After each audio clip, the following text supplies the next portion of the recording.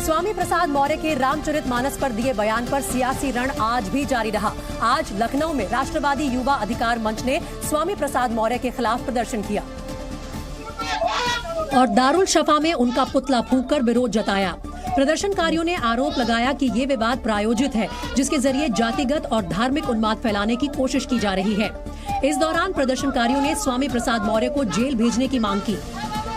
आज मैं स्वामी प्रसाद मौर्य का विरोध कर रहा हूं और सरकार से मांग कर रहा हूं कि समय रहते स्वामी प्रसाद मौर्य के खिलाफ कड़ी से कड़ी कार्रवाई करते हुए उनको जेल भेजा जाए, ताकि सामाजिक समरसता बनी रहे। इस बीच स्वामी प्रसाद मौर्य के समर्थन में भी कुछ लोग उतर आए हैं।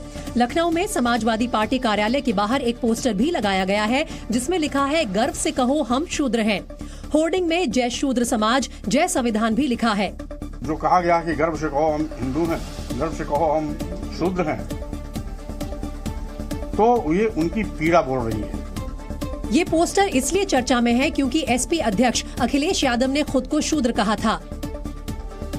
हालांकि बढ़ते विरोध के बीच भी स्वामी प्रसाद मौर्य अपने आरोपों पर कायम है। उन्होंने कहा कि महिलाओं, आदिवासियों और दलितों के सम्मान की बात करने पर धर्म के ठेकेदारों को मिर्ची क्यों लग रही है, जबकि ये सब हिंदू हैं। मौर्य ने लखनऊ में रामचरितमानस की प्रतियां फूंकने के आरोपों को भी गलत बता दिया और दावा किया कि नारे लिखी तख्तियों को जलाया गया था। कोई प्रति नहीं जलाई गई। लड़कों ने दफ्ती में लिख करके कि धर्म के नाम पर हम गाली नहीं सहेंगे, ये जलाया गया। स्वामी प्रसाद मौर्य ने कहा कि वो सभी धर्मों का सम्मान करते हैं, उन्हें रामचरितमानस से भी कोई दिक्कत नहीं है, लेकिन वो कुछ चौपाइयों के खिलाफ हैं। शूद्रों को, महिलाओं को मारने, पीटने, प्रताड़ित किए जाने का पात्र बताया गया। शूद्र कितना भी विद्वान, पढ़ा लिखा और कितना बड़ा ज्ञाता क्यों न हो, उसका सम्मान नहीं करना चाहिए। ये कहाँ का न्याय है? और स्वामी प्रसाद मौर्य उन संतों से भी नाराज दिखे जो उन्हें धमकियां दे रहे हैं। उन्होंने तंज कसते हुए कहा कि साधु संतों और धर्माचार्यों को गुस्सा नहीं आता, और गुस्सा आ भी जाए तो श्राप दे देते हैं। स्वामी प्रसाद मौर्य ने कहा कि धमकी देना संतों का स्वभाव नहीं है। धर्म के चादर ओढ़कर ऐसे कुख्यात हिस्ट्रीशीट अपराधी जो काट मार, जीभ काटना, सिर काटना, नाक काटना, कान काटने की बात करते हैं, वो संत हो ही नहीं सकते, क्योंकि ये संत स्वभाव नहीं। इस दौरान उन्होंने बागेश्वर धाम के बाबा धीरेन्द्र शास्त्री को भी ढोंगी और पाखंडी बता दिया। जो ढोंगी है, पाखंडी है। अभी कुछ धर्माचार्यों के ढोंग और पाखंड बाहर समझ में आ गए। एक बड़े हत्यारे बैठे पड़े हैं। स्वामी प्रसाद मौर्य ने आरोप लगाया कि पाखंडवाद को बढ़ावा देकर देश को हजारों साल पीछे धकेलने की कोशिश की जा रही है। आज वैज्ञानिक युग है, लोग चांद पे जा रहे हैं, मंगल पे जा रहे हैं और ग्रहों की खोज कर रहे हैं, वहाँ पर जाने की तैयारी कर रहे हैं, और ये बाबा आदम के जमाने की बात कर रहे हैं। इस बीच जगत गुरु रामभद्राचार्य ने रामचरितमानस में महिलाओं और दलितों के अपमान का आरोप लगाने वालों को अज्ञानी बताया है। उन्होंने रामचरितमानस के विरोध को दुर्भाग्यपूर्ण बताया और कहा कि इस ग्रंथ में लिखी हर बात शास्त्र सम्मत है। तो दुर्भाग्य है और उन लोगों का है, वो उनको रामायण का ABCD भी नहीं आता, क भी नहीं आता। रामायण का कोई भी अंश विवादित है ही नहीं।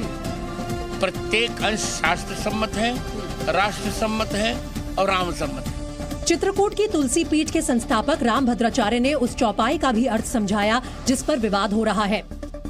वहाँ ताड़न करते शिक्षण, ताड़नम शिक्षणम को उसमें लिखा भी है।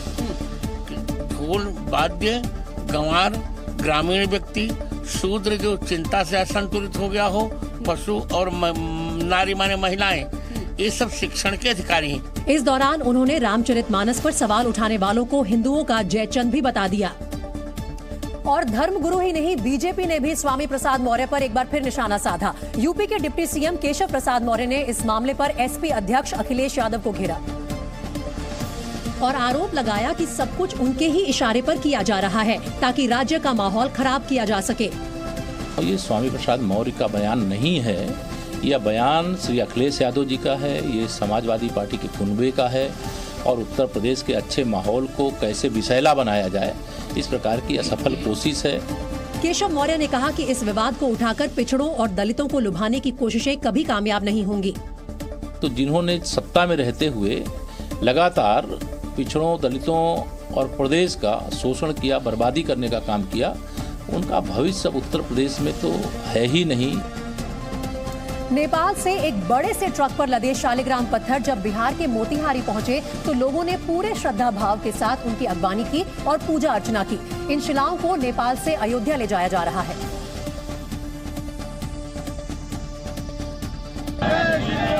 और रास्ते में जगह जगह इन पवित्र शिलाओं की पूजा अर्चना की जा रही है। इसी कड़ी में जब शालिग्राम पत्थर से लदे ट्रक मोतिहारी पहुंचे तो हजारों की तादाद में श्रद्धालुओं ने हाईवे पर उनका स्वागत किया। इस दौरान तमाम महिलाएं हाथों में पूजा का सामान लेकर खड़ी दिखाई दी, जो पवित्र शालिग्राम की पूजा करने वहां पहुंची थी। ट्रक पर बैठे पुजारियों ने बाकायदा शिलाओं का पूजन करवाया, जिसमें वहां जुटे लोग भी शामिल हुए। ट्रक पर लदी शिलाओं को पीले वस्त्र पहनाए गए हैं, जो कि देव पूजन के लिए पवित्र माने जाते हैं। पूजा पाठ के बाद जब ट्रक आगे बढ़ा तो दूर तक हजारों की भीड़ ट्रक के पीछे पीछे चलती रही। जिस रास्ते से ट्रक गुजर रहा था वहां भी बड़ी तादाद में श्रद्धालु हाथ जोड़े एक कतार में खड़े नजर आए।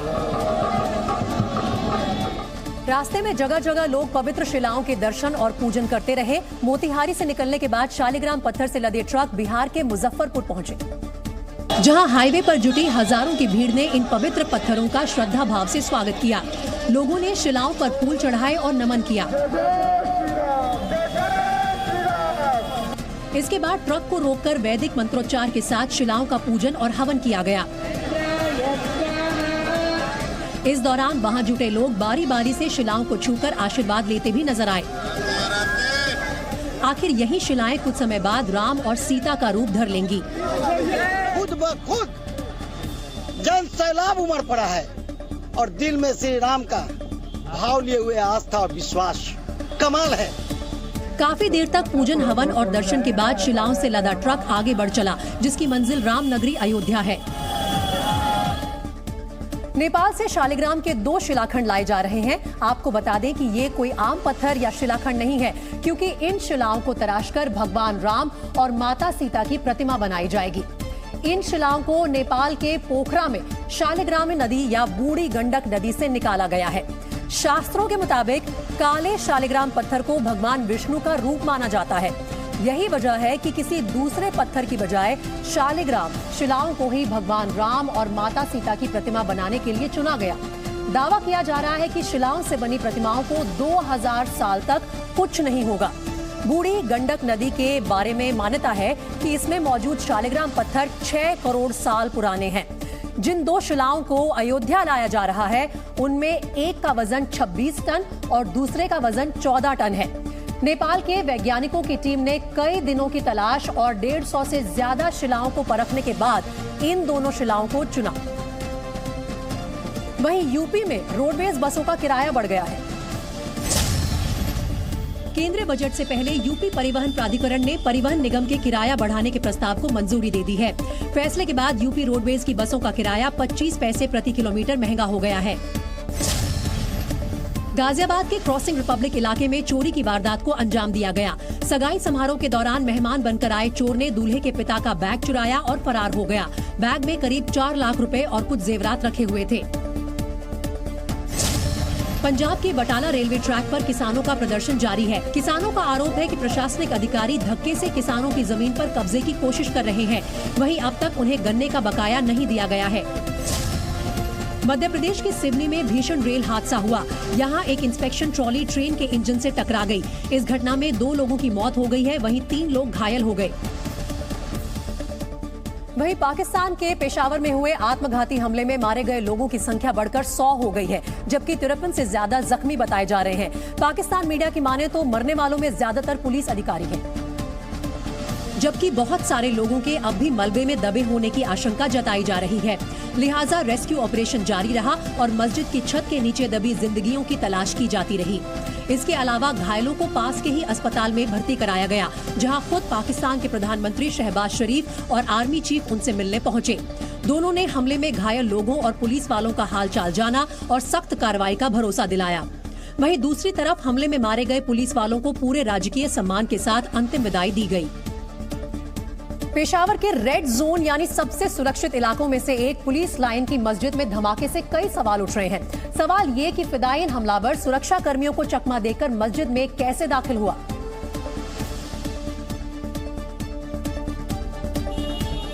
क्योंकि पुलिस लाइन में एंट्री से पहले हर किसी को 4 चेक पॉइंट से होकर गुजरना पड़ता है। यही नहीं, सेल्फ रजिस्ट्रेशन भी कराना होता है। जबकि आत्मघाती हमलावर आसानी से पुलिस लाइन में घुस गया और मस्जिद के अंदर धमाका कर दिया। मस्जिद में नमाज अदा करने के लिए मौजूद लोगों को भी नहीं पता चला कि हुआ क्या।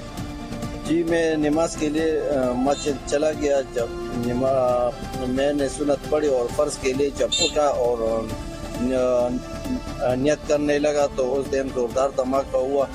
फिर हमें भी पता नहीं चला कि क्या हो गया। वहीं एक चश्मदीद ने बताया कि जैसे ही इमाम ने अल्लाहू अकबर कहा, जोरदार धमाका हुआ और चारों तरफ चीख पुकार मच गई। इस इमाम से कामत करवा है, इसके बाद उसने जो अल्लाह अकबर क्या है कामत किया है, इसके बाद बस धमाका हुआ है। हम तो खुद भी होश हो, हमने बस सारे बंदे ये छत के नीचे आते। आत्मघाती हमले की जद में आने से बाल बाल बचे एक पुलिस वाले ने बताया कि वो परेड के बाद नमाज के लिए मस्जिद के दरवाजे तक ही पहुंचा था कि धमाका हो गया। उसने इस बात पर भी मुहर लगाई कि हमलावर मस्जिद के अंदर ही मौजूद था। तो आप समझते हैं कि मेहराब तक पहुंच गया था बंदा? बिल्कुल, मेहराब के नजदीक ही था, पहले दूसरे सफ में ही होगा। इस शख्स की बात में दम भी नजर आता है, क्योंकि आत्मघाती हमले में मस्जिद के इमाम की भी मौत हो गई, जबकि मस्जिद के बीचों बीच खड़े लोगों पर ही इस ब्लास्ट का सबसे ज्यादा असर हुआ। पेशावर में हुए आत्मघाती हमले की जिम्मेदारी टीटीपी यानी तहरीके तालिबान पाकिस्तान ने ली है। ये वही आतंकी संगठन है जिसने 28 नवंबर 2022 को सीज फायर खत्म करने का ऐलान करते हुए नए सिरे से हमलों को अंजाम देने का ऐलान किया था। टीटीपी ने कहा है कि पेशावर में किया गया आत्मघाती हमला पिछले साल मारे गए टीटीपी कमांडर उमर खालिद खुरसानी की मौत का बदला है। बीते कुछ वर्षों में टीटीपी के आतंकियों ने पाकिस्तान में कई खौफनाक वारदातों को अंजाम दिया है। पिछले साल भी पेशावर के कूचा रिसालदार इलाके में शिया मस्जिद में इसी तरह का हमला हुआ था, जिसमें 63 लोगों की जान चली गई थी। जबकि 16 दिसंबर 2014 को पेशावर के आर्मी पब्लिक स्कूल पर आतंकी हमले के पीछे टीटीपी का ही हाथ था। उस हमले में 148 लोग मारे गए थे, जिनमें 141 स्कूली बच्चे शामिल थे। टीटीपी ने ही 2009 में पाकिस्तान के सैन्य मुख्यालय पर हमला किया था। 2007 में गठित टीटीपी कई आतंकी गुटों का संगठन है और इसे अल कायदा का करीबी माना जाता है। टीटीपी नेता महसूद ने 5 दिसंबर को दिए एक इंटरव्यू में इस्लामाबाद और रावलपिंडी के साथ सौदे के लिए पाकिस्तान में आदिवासी क्षेत्रों की आजादी और खैबर पख्तूनख्वा के साथ फाटा के विलय को वापस लेने की मांग की थी। अपने चमत्कारी दावों और बयानों के कारण चर्चा में आए बागेश्वर धाम के धीरेन्द्र कृष्ण शास्त्री एक नए विवाद में फंस गए हैं। दरअसल उनका एक वीडियो सोशल मीडिया में काफी वायरल हो रहा है, जिसमें वो संत तुकाराम के बारे में बात करते नजर आ रहे हैं। वीडियो में धीरेन्द्र कृष्ण शास्त्री दावा कर रहे हैं कि संत तुकाराम महाराज की पत्नी उन्हें रोजाना पीटती थी। संत तुकाराम महाराष्ट्र के एक ऐसे महात्मा जिनकी लुगाई रोज मारती थी, रोज पीटती थी डंडे से। तो किसी ने उनको पूछा, तुम लुगाई से पिटते हो, बीवी से पिटते हो, शर्म नहीं आती? धीरेन्द्र कृष्ण शास्त्री ने कहा कि संत तुकाराम ने खुद कहा था कि पीटने वाली पत्नी के कारण ही उन्हें भगवान के चरणों में जाने का वक्त मिला। संत तुकाराम बोले, ईश्वर की कृपा है कि मुझे पीटने वाली लुगाई मिली। बोले, इसमें कृपा कौन सी हुई ईश्वर की? बोले, वाह, अगर प्रेम करने वाली लुगाई मिलती तो हम भगवान से प्रेम नहीं करते, लुगाई के ही चक्कर में पड़े रहते। पीटने वाली मिली तो वो मौका तो दे रही कि तुम मेरे चक्कर में कहाँ पड़ा, चल राम जी के चरणों में। धीरेन्द्र कृष्ण शास्त्री के इस बयान से महाराष्ट्र का सियासी पारा चढ़ गया। बागेश्वर धाम वाले बाबा का अब तक समर्थन करती आई बीजेपी ने भी उनके इस बयान से किनारा कर लिया और इसे पूरे महाराष्ट्र का अपमान बता दिया। ये केवल वारकरी संप्रदाय नहीं बल्कि समूचे महाराष्ट्र का अपमान हो रहा है। हम मांग करते हैं कि पंडित धीरेन्द्र शास्त्री जगत गुरु तुकाराम महाराज जी की तुरंत माफी मांगे। वहीं एनसीपी विधायक अमोल मिटकरी बागेश्वर वाले बाबा पर बुरी तरह से भड़क गए। जर जगद्गुरु तुकोबारायांचा अपमान अशा प्रकारचे नालायक लोक येऊन करत असतील तर यांची टाळकी दुरुस्त करावी लागतील कारण याला हे माहीत नसेल प्रपंच आणि परमार्थ काय, ज्यांनी लग्नच केलं नाही त्याला संसार काय माहीत असेल। उन्होंने कहा कि बाबा को वारकरी संप्रदाय के बारे में जानकारी नहीं है तो वो ना बोले। एनसीपी विधायक ने धमकी भरे अंदाज में कहा कि धीरेन्द्र शास्त्री ने माफी नहीं मांगी तो उन्हें अंजाम भुगतना पड़ेगा। वहीं ब्रिटेन में बढ़ती महंगाई को लेकर लोग सड़कों पर प्रदर्शन कर रहे हैं। ब्रिटेन में बढ़ती महंगाई को देखते हुए लोग वेतन बढ़ोतरी की मांग कर रहे हैं। इस मांग को लेकर शिक्षक और डॉक्टर्स पहले ही प्रदर्शन कर रहे थे। वहीं अब इस प्रदर्शन में कई व्यापारी संगठन भी शामिल हो गए हैं। अमेरिका में फिर से फायरिंग की घटना हुई है। फ्लोरिडा के लेकलैंड इलाके में बदमाशों ने गाड़ी में बैठकर अंधाधुंध फायरिंग की, जिसमें 10 लोग घायल हो गए। पुलिस को घटनास्थल से ड्रग्स के पैकेट मिले हैं, जिसके बाद ड्रग डील की आशंका जताई जा रही है। लगातार जारी वैक्सीनेशन के बीच अमेरिका कोविड-19 पब्लिक हेल्थ इमरजेंसी खत्म करने की तैयारी कर रहा है। पिछले करीब 3 साल से अमेरिका में पब्लिक हेल्थ इमरजेंसी लागू है, जिसकी वजह से लोगों को मुफ्त कोरोना जांच, वैक्सीन और इलाज की सुविधा मिल रही है। अमेरिका के हवाई द्वीप पर रहस्यमय आकृति देखी गई। मौना केआ शहर के आसमान में पहले एक रोशनी देखी गई, जिसके बाद उसने स्पाइरल का आकार ले लिया। वैज्ञानिकों की माने तो ये घटना स्पेसएक्स के किसी सैटेलाइट की वजह से हुई, हालांकि इसकी पुष्टि नहीं की गई है। गांधीनगर की सेशंस कोर्ट ने नाबालिग शिष्या से बलात्कार मामले में कथावाचक आसाराम को उम्र कैद की सजा सुनाई है। आसाराम पर 2013 में सूरत की 2 बहनों के रेप का आरोप लगा था, जिसकी सुनवाई गांधीनगर की सेशंस कोर्ट में चल रही थी।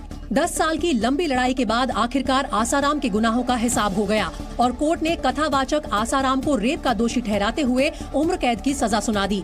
उन्होंने जो भी एफआईआर दिया था उसके आधार के ऊपर गवाही ली गई और गवाही में उसने बहुत अच्छी तरह से अपनी जुबानी दी और वो कोर्ट ने मान्य रखी है और उसके आधार के ऊपर ही उनको दोषित करार दिया गया है। मामले की सुनवाई के दौरान कई बार ऐसे मौके भी आए जब इस केस की जांच अधिकारी दिव्या रविया को जान से मारने की धमकी मिली, लेकिन आज कोर्ट के फैसले ने उनकी जांच पर मुहर लगा दी।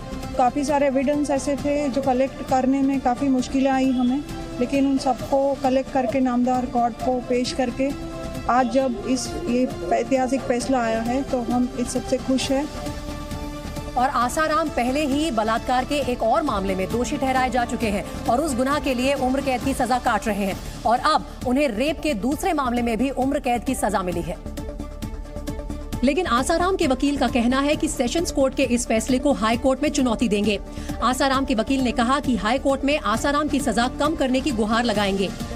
ये केस में करीबन 9 साल से ऊपर आसाराम बापू को हो चुके हैं जेल में ये केस में, तो हम रिक्वेस्ट यही करेंगे कि कम से कम सजा की जाए।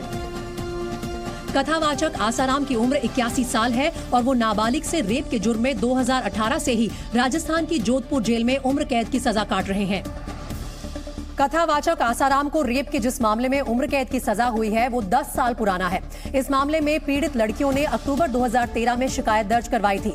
सूरत की रहने वाली पीड़िता ने आसाराम पर अहमदाबाद के मोटेरा स्थित आश्रम में कई बार दुष्कर्म करने का आरोप लगाया था। पीड़िता ने पुलिस को बताया कि वर्ष 2001 से 2006 के बीच आसाराम ने कई बार उसका रेप किया था। पीड़िता ने आसाराम के साथ 7 अन्य लोगों के खिलाफ भी बलात्कार और जबरन कैद करने का मामला दर्ज करवाया था।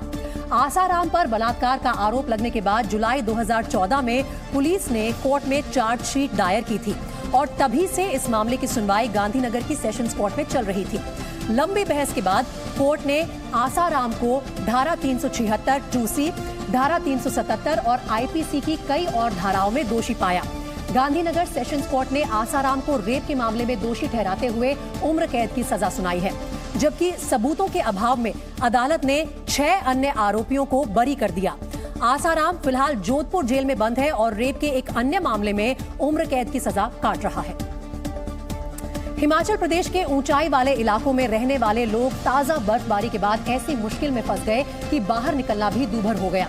इसकी एक तस्वीर लाहौल स्पीति से सामने आई, जहां काजा वैली में भी भारी बर्फबारी के बाद रास्ते जैसे गायब ही हो गए और हर तरफ कई फीट बर्फ जमा हो गई।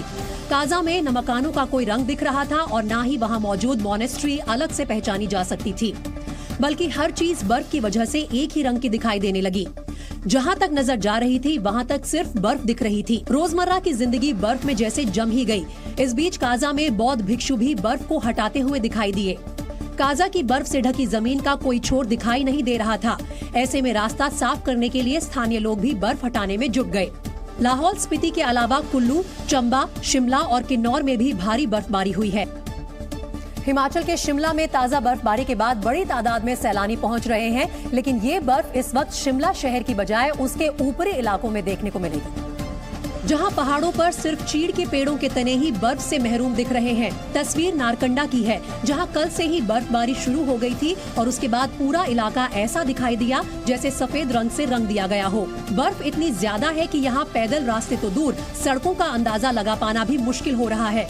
शिमला के पास खड़ा पत्थर में भी जबरदस्त बर्फबारी हुई है और तस्वीरें बेहद खूबसूरत हैं। खड़ा पत्थर में भी ऐसा कुछ नहीं था जो बर्फ की पहुंच से दूर रहा हो। यहाँ सड़क के किनारे बर्फ के टीले बन गए। हाईवे के किनारे पर लगी सेफ्टी रेलिंग भी बर्फ से ढकी हुई नजर आई। वहीं धर्मशाला से जो तस्वीर सामने आई उसमें धौलाधार पर्वतमाला ताजा बर्फबारी से ढकी हुई नजर आई। चीड़ देवदार के पेड़ भी बर्फ से ढके हुए थे। हिमाचल प्रदेश में 3 नेशनल हाईवे समेत करीब 500 छोटी बड़ी सड़कें बर्फबारी की वजह से बंद हो गयी। जम्मू कश्मीर में रविवार रात से ही बर्फबारी शुरू हो गई थी, जिसका असर वहां अब तक बरकरार है। डोडा में तो बर्फ ने सब कुछ अपनी गिरफ्त में ले लिया। डोडा से जो तस्वीरें सामने आई उनमें चप्पे चप्पे पर बर्फ का डेरा था और आसमान से लगातार ताजा बर्फ गिरती दिख रही थी और बच्चे बर्फबारी के बाद मौसम में हुए बदलाव का लुत्फ लेते दिखाई दिए। वहीं बारामूला में सड़कों पर कई फीट बर्फ जमी थी, जिसे मशीनों के जरिए हटाया जा रहा था। बारामूला में बीआरओ की टीम लगातार 24 घंटे से भी ज्यादा देर तक बर्फ हटाने में जुटी रही, ताकि श्रीनगर बारामूला उरी को जोड़ने वाला नेशनल हाईवे 1 वाहनों के लिए हर वक्त खुला रहे। नेशनल हाईवे 1 बारामूला उरी जैसी रणनीतिक रूप से अहम जगहों को श्रीनगर से जोड़ने वाला इकलौता मार्ग है। भारी बर्फबारी के बाद मौसम विभाग ने 24 घंटे में डोडा, किश्तवाड़ और पुंछ जिलों में समुद्र तल से 2500 मीटर की ऊंचाई पर ज्यादा खतरनाक एवलांच आने की आशंका जताई है, जबकि गांदरबल, कुपवाड़ा, कुलगाम और रामबन में भी एवलांच की चेतावनी जारी की गई है। मौसम में बदलाव के बाद घाटी और खूबसूरत हो गई, लेकिन बर्फबारी ने कश्मीर में रोड, रेल और हवाई यात्राओं पर ब्रेक लगा दिया। श्रीनगर शहर पूरी तरह बर्फ से ढक गया। इस बीच श्रीनगर एयरपोर्ट पर कम विजिबिलिटी और रनवे पर बर्फ की वजह से विमान उड़ान नहीं भर पाए। हालांकि बर्फ में डूबा श्रीनगर किसी जन्नत की तरह नजर आया। बर्फ जिस तरह से श्रीनगर में हो रही है और अगर हम ऊंचाई वाले इलाकों की बात करें तो वहां पर करीबन 3 से 4 फीट की बर्फ, ताजा बर्फबारी हुई है। अनंतनाग में तो सड़कों पर आधा फीट तक बर्फ गिर गई, जिसकी वजह से रास्ते बंद हो गए और गाड़ियां वहीं फंस गई। कुलगाम में भी कुछ यही तस्वीरें नजर आई। वहां तो बर्फबारी की वजह से सड़कों के किनारे खड़ी गाड़ियां दिखनी ही बंद हो गई। गुलमर्ग में 1 फीट से भी ज्यादा बर्फ जमा होने की वजह से रास्ते बंद हो गए और सैलानी वहीं फंस गए। कश्मीर में ना बर्फबारी की वजह से ये हम मान ही नहीं सकते कि कश्मीर है, मशहूर ही कश्मीर बर्फबारी की वजह से। हालांकि ज्यादातर सैलानी इस मौसम का लुत्फ उठाते दिखे। मतलब इतना अच्छा लग रहा है कि बात ही मत पूछो, जन्नत जैसा अनुभव कर रहे हैं, स्वर्ग जैसा अनुभव कर रहे हैं। जबरदस्त बर्फबारी के बाद कई रास्ते बर्फ से बंद हो चुके हैं, जिन्हें बहाल करने का काम भी जारी है। ऐसे में लोगों से सावधानी बरतने की अपील की गई है। वहीं उत्तराखंड के ऊपरी इलाकों में भी जबरदस्त बर्फबारी के बाद आवाजाही पर बुरा असर पड़ा है। बर्फबारी की वजह से जो सड़कें बंद हो गई हैं, उनमें एक गंगोत्री राष्ट्रीय राजमार्ग भी शामिल है। कई फीट बर्फ जमने के बाद गंगोत्री नेशनल हाईवे भैरों घाटी से आगे बंद कर दिया गया, जिसके बाद बीआरओ ने बर्फ हटाने का काम शुरू किया ताकि लोगों को आने जाने की परेशानी से निजात मिल सके। इसके अलावा उत्तरकाशी में 7 लिंक रोड भी बर्फबारी की वजह से ब्लॉक हो गए, जिन्हें बहाल करने में स्थानीय प्रशासन जुटा हुआ है। वहीं चमोली में भी जमकर बर्फबारी हुई। नतीजा ये हुआ कि जोशीमठ और औली के बीच का रास्ता पूरी तरह बंद हो गया। तस्वीरों में दिखा कि पूरे इलाके में बर्फ जमी हुई है। साथ ही चमोली कुंड हाईवे 107 भी बर्फबारी की वजह से बंद है। वहां से जो तस्वीरें सामने आई उनमें हर तरफ बर्फ तो जमी हुई दिखाई दे ही रही थी, साथ में धुंध भी छाई हुई थी, यानी आसमान दिखाई तक नहीं दे रहा था। उत्तराखंड के गढ़वाल रीजन में भी ताजा बर्फबारी हुई है। बागेश्वर में कल जमकर बर्फ गिरी, सब कुछ सफेद हो गया, लेकिन आज सुबह की तस्वीर एकदम अलग थी। बर्फबारी के बाद जब धूप खिली तो पहाड़ों से नीचे बादल ही बादल दिखाई दे रहे थे। और दिल्ली वासियों की सुबह आज भी घने कोहरे के साथ हुई। राजधानी दिल्ली में शीतलहर जारी होने के साथ साथ आज सुबह घना कोहरा छाया रहा। कोहरे के कारण दिल्ली से उड़ान भरने वाली कई फ्लाइट्स डिले हो गई। दिल्ली एयरपोर्ट ने एडवाइजरी जारी करते हुए यात्रियों को एयरलाइन से संपर्क में रहने की अपील की है। राष्ट्रपति भवन का अमृत उद्यान आज से आम जनता के लिए खोल दिया गया है। पर्यटक ऑनलाइन और ऑफलाइन रजिस्ट्रेशन करवाकर एंट्री कर सकेंगे। उद्यान 26 मार्च तक खुला रहेगा और लोग सुबह 10 बजे से शाम 4 बजे के बीच जा सकेंगे। दिल्ली के मुख्यमंत्री अरविंद केजरीवाल को जान से मारने की धमकी मिली है। दिल्ली के मुंडका निवासी एक शख्स ने पुलिस को कॉल कर सीएम को जान से मारने की धमकी दी। पुलिस के मुताबिक आरोपी की मानसिक हालत ठीक नहीं है और इलाज जारी है। उत्तर पूर्वी दिल्ली के न्यू उस्मानपुर इलाके में पार्किंग विवाद को लेकर बदमाशों ने ताबड़तोड़ फायरिंग की। गनीमत रही कि गोली किसी को नहीं लगी। हालांकि पुलिस ने घटना का संज्ञान लेते हुए जांच शुरू कर दी है। पटना में आयोजित एक प्रेस कॉन्फ्रेंस में जेडीयू संसदीय बोर्ड के अध्यक्ष उपेंद्र कुशवाहा ने मुख्यमंत्री नीतीश कुमार पर जमकर निशाना साधा। बीते कुछ दिनों से दोनों नेताओं के बीच खटपट चल रही है और इस खटपट के बीच उपेंद्र कुशवाहा ने नीतीश कुमार को खूब खरी खोटी सुनाई और खुद को मिले संसदीय बोर्ड के अध्यक्ष पद को झुंझुना बता दिया। पार्लियामेंट्री बोर्ड का जो अध्यक्ष मुझको बनाया गया, सीधे तौर पे एक झुंझुना मेरे हाथ में थमाया गया। जेडीयू में अपनी अनदेखी से बौखलाए उपेंद्र कुशवाहा ने इशारों में पार्टी छोड़ने तक की धमकी दे डाली। राज्यसभा की सदस्यता छोड़ने में उपेंद्र कुशवाहा को एक मिनट एक क्षण का भी मलाल नहीं होता है।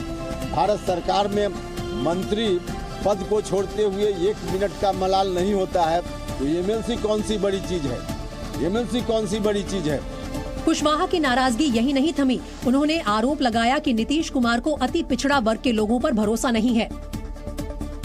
इन बयानों से साफ है कि बिहार में नीतीश कुमार बनाम उपेंद्र कुशवाहा की लड़ाई तेज होती जा रही है। मौका देख बीजेपी ने भी कुशवाहा के बहाने नीतीश पर निशाना साधा और बीजेपी ने नीतीश कुमार पर जयप्रकाश नारायण के सपनों को चकनाचूर करने का आरोप लगाया।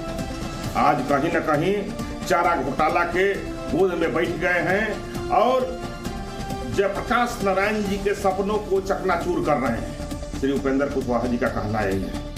वहीं कांग्रेस का रुख नीतीश पर नरम दिखा और पार्टी ने कुशवाहा के बयान को महागठबंधन की लक्ष्मण रेखा लांघने जैसा बताया। उपेंद्र कुशवाहा जी का ये बयान महागठबंधन की लक्ष्मण रेखा को लांघने जैसा है। जदयू के संसदीय बोर्ड के अध्यक्ष के पद पे बैठे हुए व्यक्ति का सार्वजनिक पटल पे ये बयान जदयू का आंतरिक मसला नहीं हो सकता है। आरजेडी ने इसे जेडीयू का आंतरिक मामला बताते हुए इस पर प्रतिक्रिया देने से इनकार कर दिया। उपेंद्र कुशवाहा जी का मामला है, ये जदयू का आंतरिक मामला है और इस संबंध में जदयू के नेतृत्व के स्तर से ही उन्होंने जो बातें कही है उसका जवाब दिया जाएगा। भारत जोड़ो यात्रा खत्म होने के बाद राहुल गांधी और प्रियंका गांधी ने गांदरबल के खीर भवानी मंदिर में पूजा अर्चना की। हालांकि राहुल गांधी को आज से शुरू होने वाले बजट सत्र में हिस्सा लेना था, लेकिन श्रीनगर में भारी बर्फबारी की वजह से वो दिल्ली नहीं लौट पाए और प्रियंका गांधी के साथ गांदरबल स्थित खीर भवानी माता के मंदिर जा पहुंचे। राहुल प्रियंका ने मंदिर में जाकर मत्था टेका और पूजा अर्चना कर खीर भवानी माता से देश की खुशहाली और तरक्की की प्रार्थना की। इसके बाद राहुल गांधी श्रीनगर स्थित हजरत बल दरगाह भी गए। यहाँ उन्होंने देश में अमन और शांति के लिए दुआ की। खास बात ये रही कि भारत जोड़ो यात्रा खत्म होने के बाद भी राहुल गांधी सफेद टी शर्ट पहने दिखे।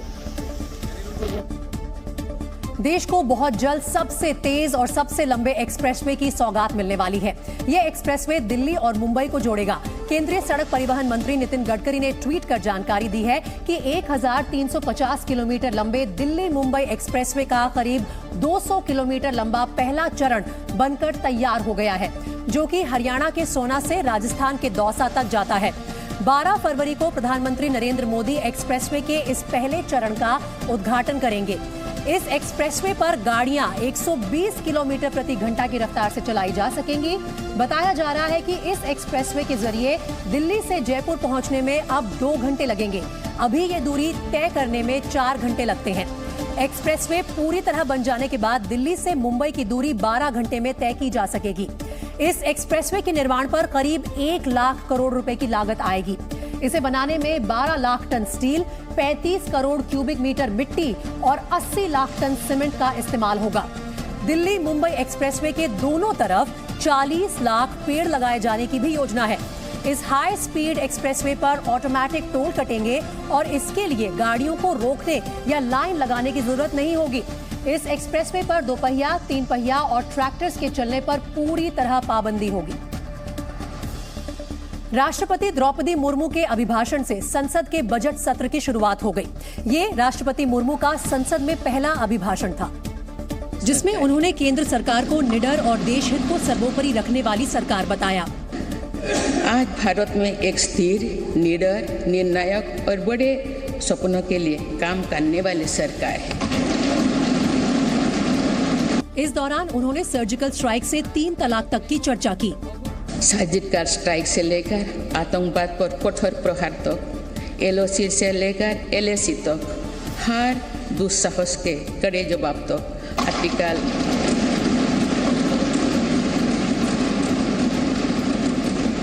आर्टिकल 370 को हटाने से लेकर 3 तलाक तक मेरी सरकार की पहचान एक निर्णायक सरकार की रही। राष्ट्रपति ने कहा कि सरकार ने बिना किसी भेदभाव के हर वर्ग के लिए काम किया। सरकार की कोशिशों के कारण कई मूलभूत सुविधाएं 100% आबादी तक पहुंच चुकी हैं। राष्ट्रपति ने अयोध्या में मंदिर निर्माण का भी जिक्र किया और कहा कि सरकार ने विरासत को मजबूती देने और विकास को प्राथमिकता देने की राह चुनी है। आज एक तरफ देश में अयोध्या धाम का निर्माण हो रहा है, तो वही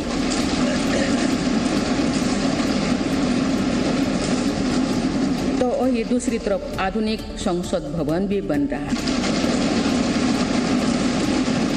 उन्होंने कहा कि विरासत को संरक्षण देने के साथ सरकार लोगों तक मूलभूत सुविधाएं भी पहुंचा रही है। एक तरफ हमने केदारनाथ धाम, काशी विश्वनाथ धाम और महाकाल महालोक का निर्माण किया, तो वही हर जिलों में हमारी सरकार मेडिकल कॉलेज भी बनवा रही है। वहीं बजट सत्र से ठीक पहले पीएम मोदी ने विपक्ष से बड़ी अपील की। उन्होंने विपक्षी सांसदों से चर्चा में शामिल होने और मजबूती से अपनी बात रखने का अनुरोध किया। इस दौरान पीएम मोदी ने मुस्कुराते हुए कहा कि सदन में तकरार के साथ तकरीर भी होनी चाहिए। सबसे पहले देश, सबसे पहले देशवासी, उसी भावना को आगे बढ़ाते हुए ये बजट सत्र में भी तकरार भी रहेगी, लेकिन तकरीर भी तो होनी चाहिए। उन्होंने विपक्षी सांसदों से चर्चा में शामिल होने की भी अपील की। मुझे विश्वास है कि हमारे विपक्ष के सभी साथी बड़ी तैयारी के साथ, बहुत बारीकी से अध्ययन करके सदन में अपनी बात रखेंगे। पीएम मोदी ने कहा कि सकारात्मक चर्चा से देश की नीतियां बनाने में मदद मिलेगी। विशाखापट्टनम को आंध्र प्रदेश की नई राजधानी बनाने का फैसला लिया गया है। आंध्र प्रदेश की राजधानी बदल दी गई है। सीएम वाईएस जगनमोहन रेड्डी ने नई राजधानी के नाम का ऐलान करते हुए विशाखापट्टनम को आंध्र प्रदेश की नई राजधानी बनाने की घोषणा की। इससे पहले अमरावती आंध्र प्रदेश की राजधानी थी। राष्ट्रपति द्रौपदी मुर्मू के अभिभाषण पर कांग्रेस ने केंद्र सरकार पर हमला किया है। सांसद शशि थरूर ने इसे चुनावी भाषण बताया। थरूर ने कहा कि राष्ट्रपति का भाषण मौजूदा सरकार ने ही लिखा था। हरियाणा के सिरसा में धुंध और कोहरे की वजह से कई गाड़ियां आपस में टकरा गई। इस हादसे में 2 स्कूल वैन भी शामिल थी, जिसमें बैठे कई बच्चे घायल हो गए। एमपी के बालोद जिले में तेंदुआ दिखने से दहशत फैल गई है। स्थानीय लोगों के मुताबिक तेंदुआ कई मवेशियों को अपना निशाना बना चुका है और सूचना देने के बावजूद वन विभाग ने कोई कार्रवाई नहीं की है। टीम इंडिया के पूर्व कप्तान और स्टार क्रिकेटर विराट कोहली और उनकी एक्टर पत्नी अनुष्का शर्मा ऋषिकेश के एक आश्रम में नजर आए। बताया गया कि दोनों आध्यात्मिक गुरु स्वामी दयानंद से मिलने वहां पहुंचे और उनके आश्रम में पूजा पाठ किया। साथ ही विराट और अनुष्का ने वहां काफी देर तक ध्यान भी लगाया। टीम इंडिया इन दिनों न्यूजीलैंड के खिलाफ T20 सीरीज खेल रही है और विराट कोहली को आराम दिया गया है। इसलिए वक्त मिलते ही विराट अनुष्का के साथ एक बार फिर अध्यात्म की राह पर निकल पड़े। स्वामी दयानंद के आश्रम में विराट और अनुष्का ने साधु संतों को भंडारा भी करवाया। भंडारे के बाद विराट और अनुष्का ने वहां जुटे सैकड़ों साधु संतों को नमन कर उनका आशीर्वाद भी लिया। बता दें कि कुछ दिन पहले भी विराट कोहली उत्तराखंड में आध्यात्मिक दौरे पर पहुंचे थे और वहां से लौटने के बाद विराट ने न्यूजीलैंड के खिलाफ वनडे में शानदार शतक लगाया था और तब कई लोगों ने कहा था कि नीम करौली बाबा के दर्शन और आध्यात्मिक ज्ञान के बाद विराट को अपने खेल पर फोकस करने में मदद मिली थी। कुछ ही दिन बाद भारत और ऑस्ट्रेलिया के बीच 9 फरवरी से 4 टेस्ट मैच की सीरीज शुरू होने वाली है और उससे पहले विराट एक बार फिर उत्तराखंड में साधु संतों की संगत का लाभ ले रहे हैं। ऐसे में माना जा रहा है कि विराट टेस्ट सीरीज में कमाल कर सकते हैं। सोशल मीडिया पर किंग कोहली के ऋषिकेश दौरे की तस्वीरें वायरल हुई तो फैंस के रिएक्शन आना शुरू हो गए हैं। फैंस उम्मीद कर रहे हैं कि आध्यात्म की राह से लौटकर कोहली फिर छा जाएंगे। सोशल मीडिया पर इस तरह के कयास लगाए जा रहे हैं कि कोहली का जल्द ही एक और टेस्ट शतक आने वाला है। अब इसे इत्तेफाक कहें या आध्यात्म की ताकत, लेकिन विराट कोहली जब जब मंदिर गए हैं उनका बल्ला जमकर बोला है, जिसकी शुरुआत एशिया कप से हुई। विराट कोहली ने एशिया कप से पहले लंबा ब्रेक लिया था। इस दौरान वो आध्यात्म से जुड़े और जब उन्होंने वापसी की तो 5 मैचों में 276 रन ठोक डाले। खराब फॉर्म से जूझ रहे विराट कोहली ने 3 साल बाद इंटरनेशनल क्रिकेट में शतक भी जड़ा। इसके बाद विराट कोहली ने T20 वर्ल्ड कप में भी धमाका किया। विराट ने सबसे ज्यादा 296 रन बनाए। T20 वर्ल्ड कप के बाद विराट कोहली जब नैनीताल जिले में नीम करौली बाबा के मंदिर गए और मत्था टेका, उसके बाद उनके खेल में और निखार आया। मैदान में वापसी करते ही विराट कोहली ने बांग्लादेश के खिलाफ वनडे सीरीज में शतक ठोक डाला और उनकी ये फॉर्म श्रीलंका के खिलाफ भी जारी रही, क्योंकि अब विराट कोहली ने आध्यात्मिक गुरु स्वामी दयानंद गिरी के आश्रम पहुंचकर संतों को खाना खिलाया है। इसलिए फैंस उम्मीद कर रहे हैं कि ऑस्ट्रेलिया के खिलाफ भी कोहली का बल्ला चलने वाला है। कल वित्त मंत्री निर्मला सीतारमण संसद में आम बजट पेश करेंगी, लेकिन उससे पहले आज उन्होंने संसद में आर्थिक सर्वेक्षण पेश किया। आर्थिक सर्वेक्षण पिछले 1 साल में देश की आर्थिक प्रगति और प्रदर्शन का लेखा जोखा होता है और इस बार के आर्थिक सर्वेक्षण में 2023 में विकास दर कम रहने का अनुमान लगाया गया है। आर्थिक सर्वेक्षण में साल 2023 में विकास दर 6.5% रहने का अनुमान लगाया गया है, लेकिन धीमी ग्रोथ के बावजूद भारत दुनिया में सबसे तेजी से बढ़ती अर्थव्यवस्था बना रहेगा। आर्थिक सर्वे में कहा गया है कि भारत में अर्थव्यवस्था के सभी सेक्टर्स में रिकवरी तेज हुई है। भारत ने अर्थव्यवस्था में कोरोना पूर्व की स्थिति हासिल कर ली है। आर्थिक सर्वेक्षण के मुताबिक यूरोप में युद्ध की वजह से महंगाई पर लगाम लगाने की चुनौती अब भी बरकरार है, लेकिन नवंबर 2022 में रिटेल महंगाई दर आरबीआई की लक्ष्य सीमा 6% के भीतर वापस आ गई है। अच्छी बात यह है कि शहरी बेरोजगारी दर पिछले 4 सालों के निचले स्तर पर आ गई है। शहरी बेरोजगारी दर 9.8% से घटकर 7.2% पर आ गई है। इसके मुताबिक गरीबी कम हो रही है। साल 2005 से 2020 के दौरान 41 करोड़ से ज्यादा लोग गरीबी रेखा से बाहर निकले हैं। भारत में विदेशी मुद्रा भंडार पर्याप्त है। नवंबर 2022 तक भारत में दुनिया का 6ठा सबसे बड़ा विदेशी मुद्रा भंडार है। अनाजों का उत्पादन भी अच्छा हुआ है। 2021-22 में अनाज उत्पादन 31 करोड़ 57 लाख टन रहा। वहीं 2020-21 के दौरान कृषि में निजी निवेश बढ़कर 9.3% पर पहुंच गया है। ऑस्ट्रेलिया में 8 मिलीमीटर का रेडियो एक्टिव कैप्सूल गायब होने से हड़कंप मचा हुआ है। रेडियो एक्टिव कैप्सूल ले जाने वाला एक ट्रक पश्चिमी ऑस्ट्रेलिया में स्थित रियो टिंटो की खदान से पर्थ जा रहा था कि तभी वो बीच में गायब हो गया, जिसे खोजने के लिए टीमें दिन रात जुटी हुई हैं। हालांकि अधिकारियों का मानना है कि 1400 किलोमीटर लंबे रास्ते में इस रेडियो एक्टिव कैप्सूल को खोजना मुश्किल है, जबकि कैप्सूल लोगों को खतरा पैदा कर सकता है। Department of fire and emergency services की माने तो कैप्सूल को हथियार नहीं बनाया जा सकता, लेकिन इसका रेडिएशन घातक है। ये रेडियो एक्टिव कैप्सूल एक सिक्के से भी छोटा है। ये कैप्सूल 8 mm लंबा और 6 mm चौड़ा है। इसमें रेडियो एक्टिव सीजियम 137 नामक पदार्थ भरा हुआ है। इसे छूने से गंभीर बीमारी हो सकती है। इसके संपर्क में आने से स्किन में जलन और कैंसर होने का खतरा है। अधिकारियों ने ऑस्ट्रेलियाई जनता को चेतावनी दी है कि अगर वो इसे कहीं भी देखते हैं तो कम से कम 16 फीट की दूरी बनाकर रखें। यहाँ मोरबी ब्रिज हादसे मामले में जयसुख पटेल को न्यायिक हिरासत में भेजा गया है। सीजेएम कोर्ट के वारंट जारी करने के बाद ओरेवा ग्रुप के एमडी जयसुख पटेल ने आज सरेंडर किया। सरेंडर के बाद जयसुख पटेल को न्यायिक हिरासत में भेज दिया गया। संसद के बजट सत्र के पहले दिन लोकसभा स्पीकर ओम बिरला ने बिजनेस एडवाइजरी कमेटी के साथ बैठक की। इस बैठक में संसदीय कार्य मंत्री प्रहलाद जोशी, कांग्रेस नेता अधीर रंजन चौधरी समेत कई बड़े नेता मौजूद रहे। रूस के खेर्सोन समेत यूक्रेन के कई इलाकों में किए गए ताजा हमलों के बाद वोलोदिमीर ज़ेलेंस्की की सेना भी आक्रामक हो गई। यूक्रेन की फौज ने आसमान और जमीन के रास्ते रूसी सेना पर ताबड़तोड़ हमले करते हुए उसे चौंका दिया। यूक्रेन की ओर से जारी किए गए एक वीडियो में उसका अटैक हेलीकॉप्टर रूसी ठिकानों पर मिसाइल बरसाता नजर आया। इसके अलावा यूक्रेन की सेना ने ड्रोन से भी रूसी फौज पर बारूद बरसाया। यूक्रेन के शहरों पर बमबारी करने वाले एक टैंक को यूक्रेन की फौज ने बम से उड़ा दिया। रूस की सेना को आगे बढ़ने से रोकने के लिए डोनेस्क में भी यूक्रेन ने ड्रोन अटैक किए। यहाँ ड्रोन से बम वर्षा की गई। यूक्रेन ने दावा किया कि इस हमले में रूसी सेना को भारी नुकसान पहुंचा, जबकि यूक्रेन ने रॉकेट भी दागे। यूक्रेन ने रॉकेट हमलों के जरिए रूसी सेना के अहम ठिकानों को नेस्तनाबूद करने का दावा किया।